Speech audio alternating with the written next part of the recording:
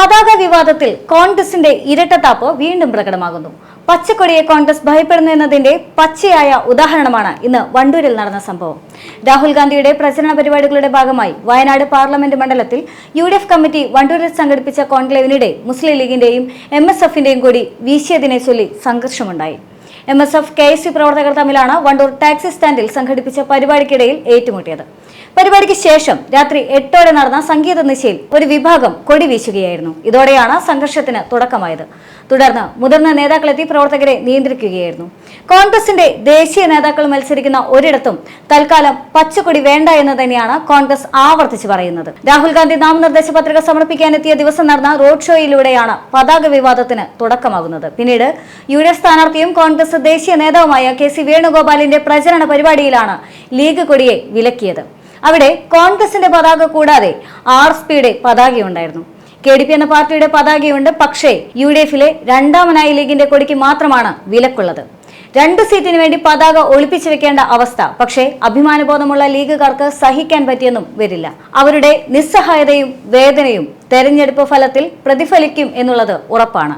വയനാട്ടിൽ രാഹുൽ ഗാന്ധിയുടെ റാലിയിൽ ലീഗിന്റെ പച്ചക്കൊടി കോൺഗ്രസ് വിലക്കിയതോടെയാണ് ലീഗിനെതിരായ പരിഹാസവർഷം. ലീഗിന്റെ ആത്മാഭിമാനത്തെയും വ്യക്തിത്വത്തെയും കോൺഗ്രസ് തുടർച്ചയായി അപമാനിച്ച ചരിത്രമാണ് സമൂഹ മാധ്യമങ്ങളിൽ ഇപ്പോൾ നിറഞ്ഞു വരുന്നത്. 1957 ഫെബ്രുവരി 25 കോഴിക്കോട് വെസ്റ്റ് ഹിൽ ബീച്ചിൽ ചേർന്ന കോൺഗ്രസ് തെരഞ്ഞെടുപ്പ് യോഗത്തിലായിരുന്നു വിവാദമായ ഈ പരാമർശം. ഇതായിരുന്നു നെഹ്റുവിന്റെ വാക്കുകൾ. ഇന്ത്യയിലെ മറ്റിടങ്ങൾ കാഴ്ച ബംഗ്ലാവിൽ വെച്ച പാർട്ടിയാണ് മുസ്ലിം ലീഗ്. കേരളത്തിലും അതിന്റെ ഗതി കാഴ്ച ബംഗ്ലാവിലേക്ക് തന്നെ. എന്നാൽ ചത്തകുതിരയുടെ വാലിന്റെ ഒരംശം ഇപ്പോഴും ഇവിടെ അവശേഷിക്കുകയാണ്. CHനെ തൊപ്പിയഴിപ്പിച്ചു എന്നുള്ളതും മറ്റൊരു ചരിത്രം തന്നെയാണ്. ലീഗിന്റെ എക്കാലത്തെയും അഭിമാനമായി വാഴ്ത്തുന്ന നേതാവായ CH മുഹമ്മദ് കോയയെയും കോൺഗ്രസ് ക്രൂരമായി അപമാനിച്ചിട്ടുണ്ട്. ലീഗിൽ നിന്ന് രാജിവെച്ച ശേഷമേ സ്പീക്കറാകാൻ കോൺഗ്രസ് അനുവദിച്ചിട്ടുള്ളൂ. 1961 ലീഗ് ചരിത്രത്തിലെ അപമാനകരമായ ആ സംഭവം. KM സിദി സാഹിബ് അന്തരിച്ചതിനെ തുടർന്ന് CHനെ ലീഗ് സ്പീക്കർ സ്ഥാനത്തേക്ക് തെരഞ്ഞെടുത്തു. എന്നാൽ കോൺഗ്രസ് വാശി പിടിച്ചു. ലീഗിൽ നിന്ന് രാജിവെച്ചാലേ സ്പീക്കറാകാൻ പറ്റൂ. കോൺഗ്രസിന് കീഴടങ്ങി CH ലീഗിൽ നിന്ന് രാജിവെച്ചാണ് 1961 ജൂൺ 9 നിയമസഭാ സ്പീക്കറായി തെരഞ്ഞെടുക്കപ്പെട്ടത്.